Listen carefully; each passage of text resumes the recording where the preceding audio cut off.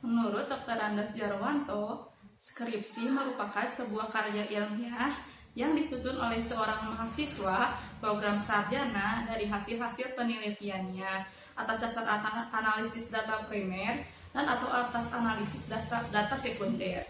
Jika melihat definisi skripsi dari Kamus Besar Bahasa Indonesia, skripsi merupakan karangan ilmiah yang wajib ditulis oleh mahasiswa sebagai bagian dari persyaratan akhir pendidikan akademisnya.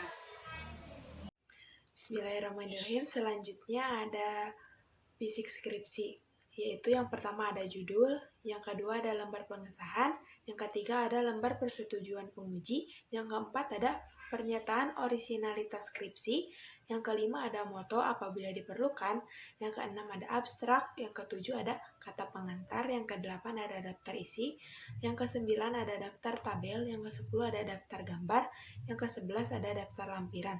Kemudian yang ke-12 ada bab 1, yaitu pendahuluan. Seperti A. Latar belakang masalah, B. Perumusan masalah, C. Tujuan penelitian, dan D. Manfaat penelitian. Kemudian ada bab 2, yang isinya tentang kajian pustaka, kerangka pemikiran, dan hipotesis.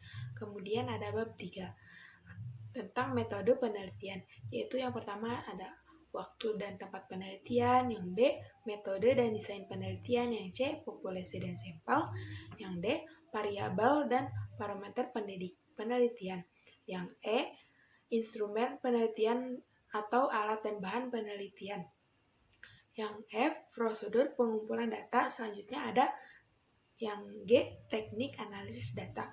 Kemudian ada bab 4, yaitu tentang hasil penelitian dan pembahasan. Kemudian ada bab 5 tentang simpulan dan rekomendasi. Yang bagian A-nya tentang kesimpulan, yang B-nya tentang rekomendasi. Kemudian ada daftar pustaka, kemudian ada lampiran-lampiran, dan yang terakhir ada riwayat hidup.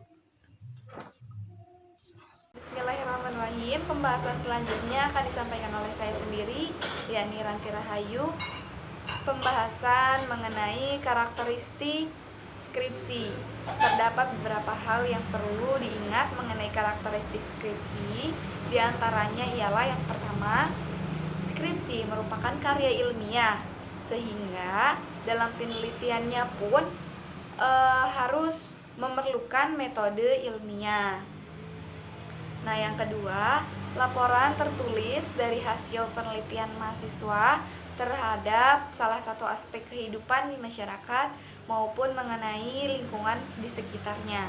Yang ketiga, hasil penelitian dikaji berdasarkan fenomena yang terdapat di masyarakat dan relevan dengan penelitian-penelitian yang dilaksanakan sebelumnya.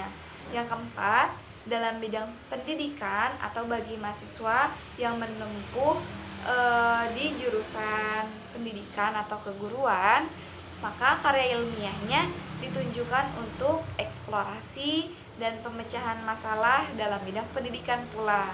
Nah, untuk dalam bidang selain pendidikan, karya ilmiah ditunjukkan untuk pemecah masalah keilmuan yang sesuai dengan bidang program studi mahasiswa tersebut yang sedang diampu. Nah, yang terakhir yang perlu diingat yaitu skripsi ditulis dalam bahasa Indonesia yang baik dan benar menurut kaidah-kaidah bahasa Indonesia. Nah, skripsi pula ditulis berdasarkan hasil penelitian dan hasil observasi lapangan yang telah dilakukan sebelumnya. Selanjutnya itu materi tentang jenis-jenis penelitian. Secara garis besar, jenis-jenis penelitian itu ada dua. Yang pertama ada penelitian kualitatif dan kedua ada penelitian kuantitatif. Namun, dari kedua penelitian tersebut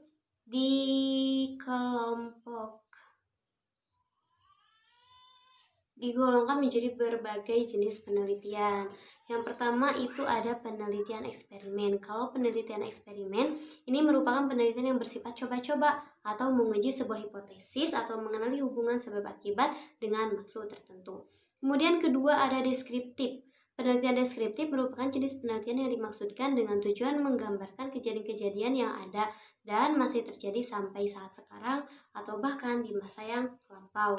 Kemudian ketiga adalah korelasi.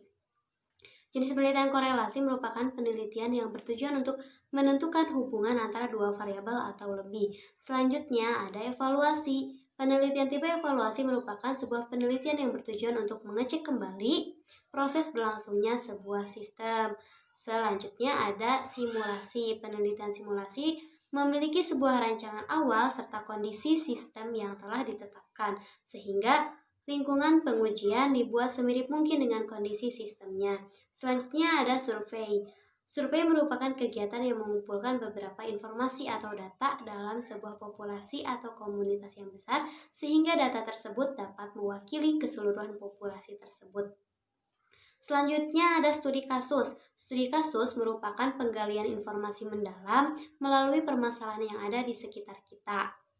Selanjutnya adalah kultural. Pada umumnya, penelitian kultural merupakan penelitian dengan objek yang berupa budaya atau hal yang sudah turun-temurun. Selanjutnya ada historis. Dalam penelitian historis, kajian yang akan dijadikan objek berupa sejarah atau fakta-fakta mengenai fenomena yang telah terjadi di masa lampau. Terima kasih. Bismillahirrahmanirrahim. Untuk yang selanjutnya adalah perbedaan penelitian kualitatif, kuantitatif, dan penelitian campuran atau mixed method. Nah, untuk yang pertama, perbedaannya itu dari peran teori pendekatan ilmiahnya. Untuk kualitatif sendiri menguji teori deduktif atau top down. Sementara untuk kualitatif, induktif atau bottom up. Dan untuk gabungan atau mix atau campuran itu bisa deduktif dan induktif.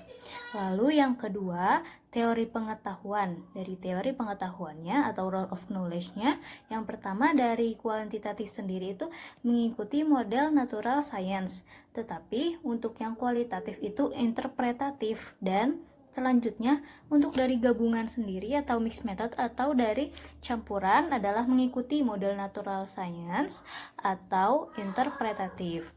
Dan yang ketiga, perbedaannya adalah pandangan tentang tingkah laku. Kalau untuk kuantitatif adalah tingkah laku dapat diramal, sementara di dalam kualitatif tingkah laku dinamis, situasional, kontekstual, dan personal. Tetapi dalam gabungan campuran atau mixed method, tingkah laku dalam beberapa keadaan dapat diramalkan. Jadi gabungan antara kuantitatif dan kualitatif itu sendiri. Lalu yang keempat ada hakikat realitas sosial. Dari hakikat realitas sosial, perbedaannya adalah untuk kuantitatif, objektif dan dapat diukur. Sementara untuk kualitatif dapat dikonstruksikan orang, subjektif dan personal. Lalu untuk kecampurannya akal sehat, realisme, dan pragmatik memandang dunia atau lingkungan itu. Nah, selanjutnya yang kelima. Yang kelima dilihat dari sasaran atau subjek dari penelitian. Untuk dari kuantitatif sendiri artifisial atau manipulatif. Sementara untuk kualitatif, naturalistik, latar alami, dan situasinya real. Untuk gabungan perpaduan antara dua tadi sebelumnya, kuantitatif dua kualitatif, yaitu ada artifisial dan naturalistik.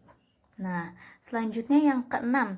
Yang keenam adalah perspektif. Perspektifnya itu dilihat dari kuantitatif berupa parsial, sementara dari kualitatif holistik dan dinamis. Nah, lalu untuk campurannya sendiri adalah holistik dan parsial. Nah, untuk yang ketujuh dilihat dari rancangan penelitiannya. Untuk kuantitatif, yang pertama ada spesifik, perinci, dan jelas. Yang kedua ditentukan sejak awal penelitian. Dan yang ketiga adalah langkah-langkah telah dirumuskan, dipegang secara teguh. Nah, sementara untuk kualitatif sendiri ada umum yang pertama. Untuk yang pertamanya umum, lalu yang keduanya fleksibel, dan yang ketiganya berkembang selama proses penelitian. Nah, untuk gabungannya atau campuran mixed methodnya ditentukan sejak awal dan pada tahap tertentu dan disesuaikan dengan tipe kualitatif yang dipilih. Lalu dari nomor 8, dari usul penelitiannya, perbedaannya itu yang pertama dari kuantitatif, luas, yang pertama, formal, perinci dan terstruktur untuk yang pertama. Dan yang keduanya ada dilengkapi dengan banyak kajian yang literatur atau diawali dengan teori-teori untuk pada kuantitatif. Lalu yang ketiganya ada berupa umum dan ada hipotesis. Umumnya ada hipotesis. Untuk kualitatif hanya 3, ada singkat, tentatif, dan tidak ada hipotesis. Lalu untuk yang terakhir mixed method ada luas dan disesuaikan dengan tipe kualitatif yang dipilih. Dan yang ke-9 dari tujuan penelitian. Nah, yang tujuan penelitian itu yang pertama dari kuantitatif membuat generalisasi secara umumnya. Lalu yang keduanya ada meramalkan, menguji teori, menetapkan atau mendeskripsikan fakta, menguji dari hipotesisnya. Lalu yang ketiganya ada menunjukkan hubungan antar variabel. Lalu yang terakhir, yang keempat ada menemukan teori.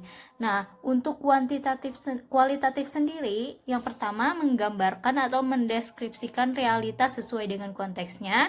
Yang kedua menyatakan apa adanya eksplorasi. Dan yang ketiganya memperoleh makna. Lalu yang keempatnya ada menemukan pemahaman yang mendalam tentang sesuatu. Dan yang terakhir adalah mengerti teori. Nah, untuk mixed methodnya adalah berupa ganda. Mungkin bisa dilanjutkan oleh Rahmaniah. Terima kasih. Bismillahirrahmanirrahim. Selanjutnya adalah teknik pengumpulan data. Kalau kuantitatif menggunakan kuesioner, observasi, dan wawancara terstruktur. Kemudian untuk kualitatif, teknik pengumpulan data, in-depth interview, dokumentasi, terus partisipasi observasi dan non-partisipasi observasi, kemudian triangulasi. Selanjutnya adalah gabungan. Kalau gabungan, teknik pengumpulan datanya banyak teknik yang digunakan. Selanjutnya ada instrumen. Kalau kuantitatif menggunakan instrumen angket, tes, dan skala. Kalau kualitatif menggunakan instrumen peneliti sebagai instrumen, buku catatan, tab, handycam, dan lain-lain. Terus unobtrusive measure. Kalau gabungan menggunakan instrumen multimedia dan bervariasi sesuai dengan tujuannya. Kemudian data. Kalau kuantitatif menggunakan data kuantitatif dan hasil pengukuran atau hasil asesmen variabel dengan menggunakan instrumen. Selanjutnya kualitatif. Kalau data kualitatif menggunakan data kualitatif. Dan dokumen pribadi, ucapan, catatan lapangan, tindakan responden, dan lain-lain. Kalau gabungan menggunakan data kuantitatif dan kualitatif. Selanjutnya sampel. Kalau kuantitatif menggunakan sampel representatif, luas, dan sampel diambil secara acak dari populasi, kemudian ditentukan sejak awal. Kalau kualitatif menggunakan sampel yang tidak representatif, kecil, tidak acak atau random, dan purposive snowball. Kemudian kalau gabungan menggunakan sampel representatif dan luas untuk kuantitatif dan terbatas untuk kualitatif. Kemudian selanjutnya ada hubungan dengan responden. Kalau kuantitatif menggunakan hubungan dibuat berjarak namun objektif. Yang kedua, kedudukan peneliti lebih tinggi dari responden. Kemudian waktunya terbatas. Kalau misalkan kualitatif dibangun hubungan yang baik sehingga terjalin hubungan yang akrab, sehingga responden seakan-akan tidak merasakan ada jarak antara dirinya dan peneliti. Empati, kedudukan setara antara peneliti dan responden, mungkin juga sebagai guru atau konsultan. Kemudian hubungan dari penelitian gabungan yaitu dibangun sejak awal namun selalu menghindari bias peneliti. Kemudian mengenai analisis data, kuantitatif menggunakan statistik. Kemudian dilakukan apabila semua data telah terkumpul. Terus menguji hipotesis. Kalau untuk kualitatif, analisis datanya secara narasi, deskripsi dimulai sejak awal penelitian.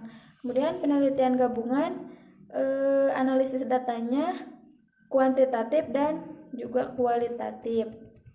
Kemudian selanjutnya mengakhiri penelitian. Kalau kuantitatif, setelah semua rencana kegiatan yang disusulkan dapat diselesaikan dengan baik, termasuk pengumpulan data kembali atau ulangan, kalau instrumen yang terkumpul belum memenuhi syarat untuk diolah secara statistik. Kalau untuk kualitatif setelah melalui proses analisis data selama penelitian dan tidak ada lagi data baru yang dibutuhkan. Kalau untuk gabungan, mengakhiri penelitiannya adalah setelah semua rencana kuantitatif dan kualitatif selesai dilakukan. Selanjutnya hasil penelitian.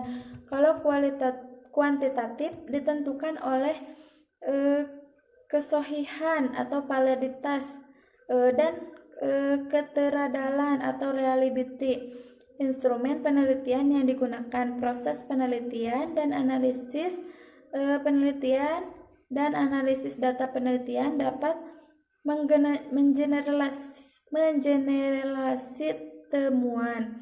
Kemudian kalau untuk kualitatif ditentukan oleh kredibilitas dan dependibilitas proses dan hasil penelitian. Selanjutnya temuan sesuai dengan subjek diteliti dan tidak dapat digeneralisasi pada wilayah yang lebih luas. Kalau untuk yang gabungan yang dipilih kuantitatif dan diakhiri dengan pencarian makna untuk kualitatif. Kemudian selanjutnya bentuk laporan akhir. Kalau kuantitatif, laporan menggunakan format statistik atau korelasi, komparasi perbedaan dan sebagainya. Kalau kualitatif laporan naratif dengan penggambaran konseptual. Kalau gabungan elektik dan pragmatik. Mungkin cukup sekian. Wassalamualaikum warahmatullahi wabarakatuh.